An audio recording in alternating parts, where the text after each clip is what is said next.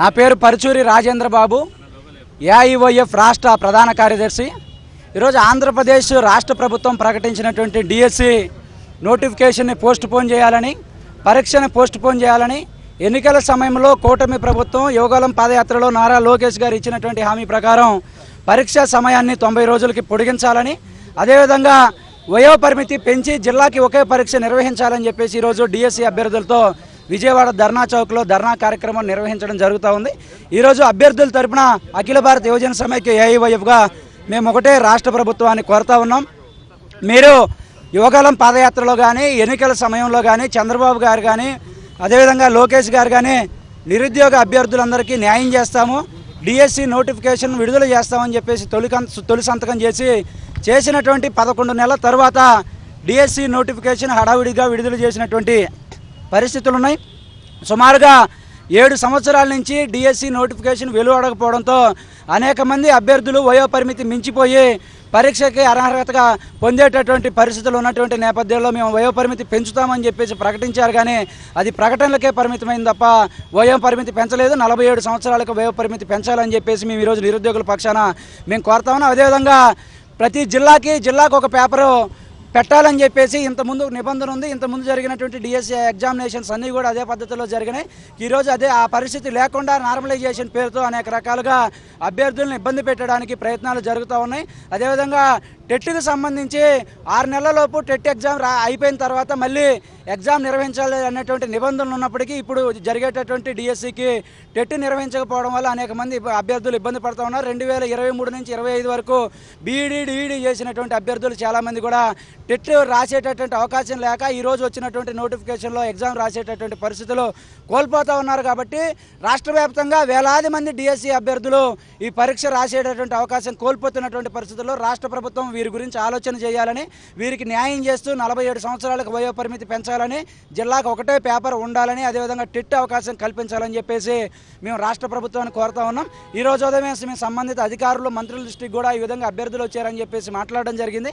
అయితే వారి దగ్గర నుంచి ఆల్రెడీ హాల్ టికెట్లు డౌన్లోడ్ అవుతున్నాయి. ఈ సమయంలో ధర్నాలు చేస్తే ఎట్లాగనేటువంటి క్వశ్చన్లు వస్తూ ఉన్నాయి.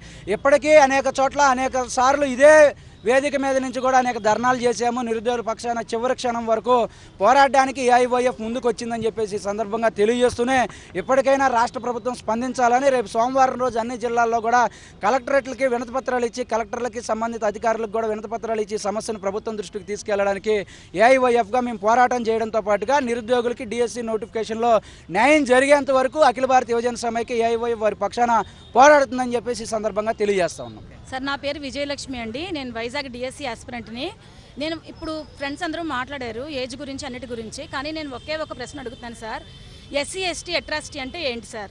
అంటే ఇప్పుడు ఎస్సీ ఎస్టీ వాళ్ళకి 90 రోజులు మీరు ఫ్రీ కోచింగ్ ఇస్తామని చెప్పి 45 రోజులకే పరిమితం చేశారు. ఇప్పుడు మభ్యపెట్టి ఎస్సీ వాళ్ళని ఎస్టీ వాళ్ళని మేము కోచింగ్ ఇస్తామని మభ్యపెట్టడం కూడా ఎస్సీ ఎస్టీ అట్రాసిటీ కాదా?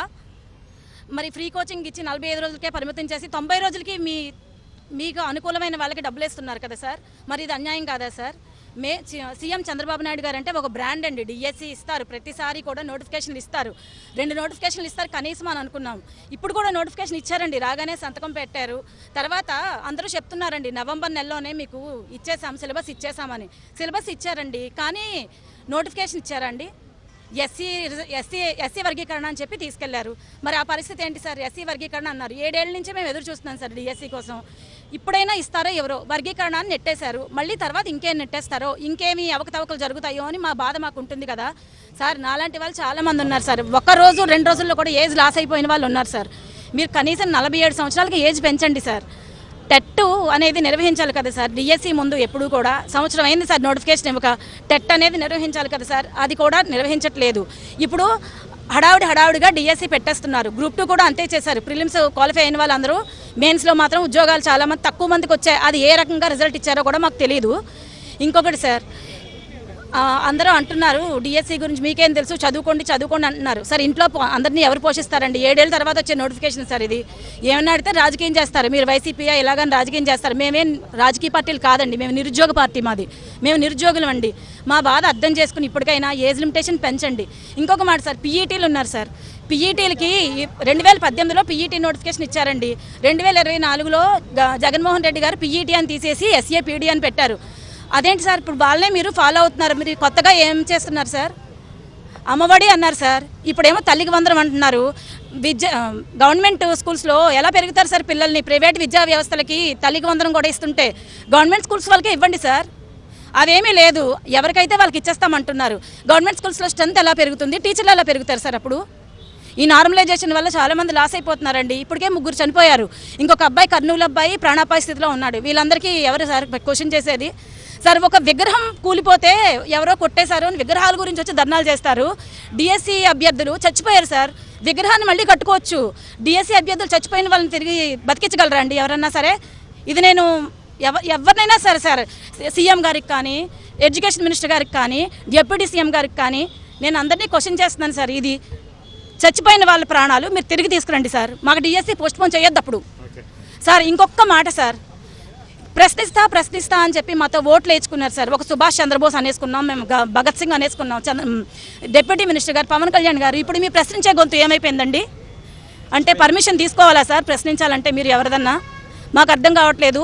మేమేమో డిఎస్సి చల్లని నెంబర్లు ఇచ్చారు, వాటికి ఫోన్ చేస్తే ఎవరు రెస్పాన్స్ లేదు.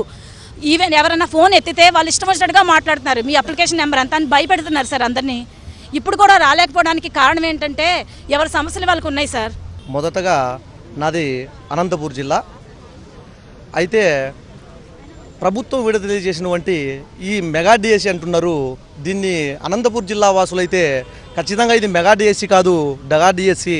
అయితే మా కర్నూలు అభ్యర్థులు ఏమనుకుంటారో నాకైతే తెలియదు, కానీ ఇది ఒక కర్నూలు డిఎస్సి అనుకుంటున్నాం మేము. ఎందుకంటే వైఎస్ జగన్మోహన్ రెడ్డి మా అనంతపూర్ జిల్లాకు 120 పోస్టులు అప్పటికే ఇచ్చారు. అయితే ఇప్పుడు గవర్నమెంట్ వచ్చినాక 147 పోస్టులు మాత్రమే మెగా డిఎస్సి అని చెప్పి మాకు 147 పోస్టులు మాత్రమే ఇచ్చింది. అందులో ఒక క్యాస్ట్ ప్రకారం చూసుకుంటే ఒక 7-8 తప్పితే ఏం లేవు. కావున ఇది మేము దగా డిఎస్సి అనుకుంటున్నాం.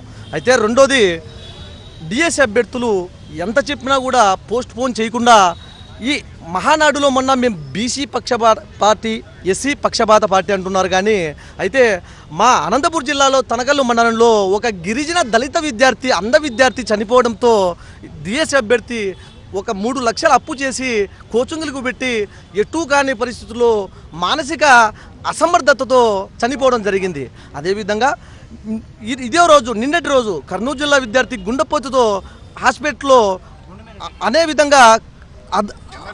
అదేవిధంగా అత్యంత ఖర్చుతో హాస్పిటల్తో ప్రాణాపాయ స్థితిలో కొట్టుమిట్టాడుతున్నాడు. కావున ఇది మేము డిఎస్సి అభ్యర్థులు సంతోషంగా రాయదగ్గరగా ఉండవాలను. అయితే మీరు ఇచ్చినటువంటి డిఎస్సి ఏప్రిల్లో ఇచ్చి జూన్లో పెడతామంటే దీన్ని మేము అభ్యర్థుల పక్షపాతంగా డిఎస్సి పెడతానని అనుకోలేదు. మేము కార్పొరేట్ వ్యవస్థకు మీరు లాభం కూర్చేదానికి డిఎస్సి పెడుతున్నారు అనుకుంటున్నాం.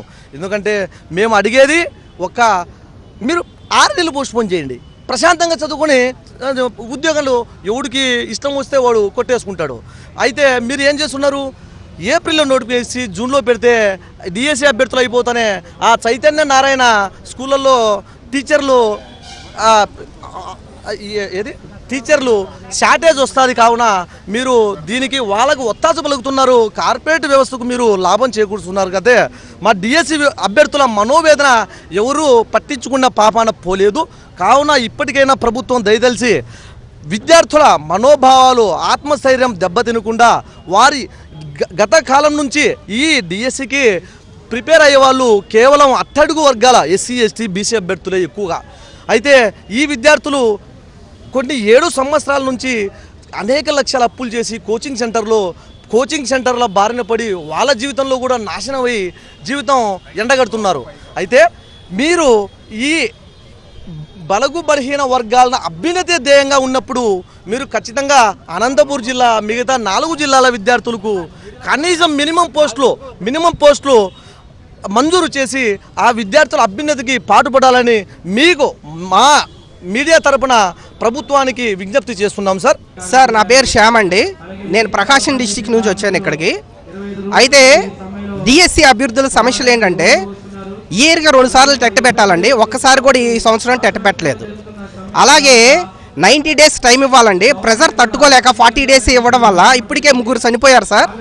తర్వాత వచ్చేసి ఒకే జిల్లాకి ఒకే పేపర్ పెట్టాలండి. దానివల్ల ఏంటంటే 30 రోజులు 60 పేపర్లు పెట్టడం వల్ల ఒకరికి ఈజీగా ఒకరికి కష్టంగా రావడం వల్ల అభ్యర్థులు నష్టపోతున్నారండి. అలాగే ఏజ్ అనేది 47 ఇయర్స్కి పెంచాలి సార్. ఎందుకంటే తెలంగాణలో వచ్చేసి 46 ఇయర్స్కి ఉంది, కానీ ఇక్కడ మాకు 46కైనా ఇవ్వండి. ఎందుకంటే 10 ఇయర్స్ ఎప్పుడో అవుతుంది నోటిఫికేషన్ ఇచ్చి, 10 ఇయర్స్ అవుతుంది. ఇప్పుడు మరి అందరు నష్టపోయారు కదా. తర్వాత పర్సంటేజ్ 50% పెట్టారండి. పర్సంటేజ్ అనేది 45%కి తగ్గించాలండి. ఇవేనండి మా డిమాండ్స్. సార్ నా పేరు షర్మిల సార్, నేను గుంటూరు డిస్ట్రిక్ట్ నుంచి వచ్చాను సార్. మాకు టెట్ నిర్వహించాలి సార్. ఎన్సిటీ రూల్స్ ప్రకారము ఇయర్లో ట్వైస్ టెట్ పెట్టాలి సార్. ఈ 2025లో టెట్ పెట్టకుండానే డైరెక్ట్ డిఎస్ ఇచ్చేశారు సార్. ఇప్పుడు కొత్తగా డిఏడి బిఏడి చేసిన వాళ్ళకు ఒక అవకాశం కల్పించాలి సార్. ఇంకా మళ్ళీ టెట్లో క్వాలిఫై కాని వాళ్ళకు కూడా ఒక అవకాశం కల్పించాలి సార్. మన జీవో నెంబర్ 51 ప్రకారం ఇవ్వాలి సార్. ఏంటంటే మేము డిఎస్సి కోసం 7 ఇయర్స్ నుంచి ఎదురు చూస్తున్నాం. మేమిద్దరు ఆడపిల్లలం.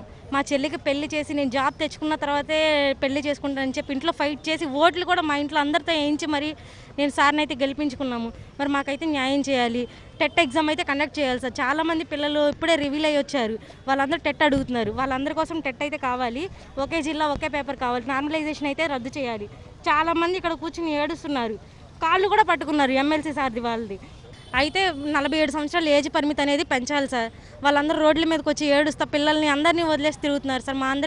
మా డిమాండ్స్ అన్ని సీఎం గారు ఆలోచించి నిర్ణయం తీసుకోవాలని మేమైతే కోరుకుంటున్నాం. ఒకే జిల్లాకి ఒకే పేపర్ కూడా పెట్టాలి.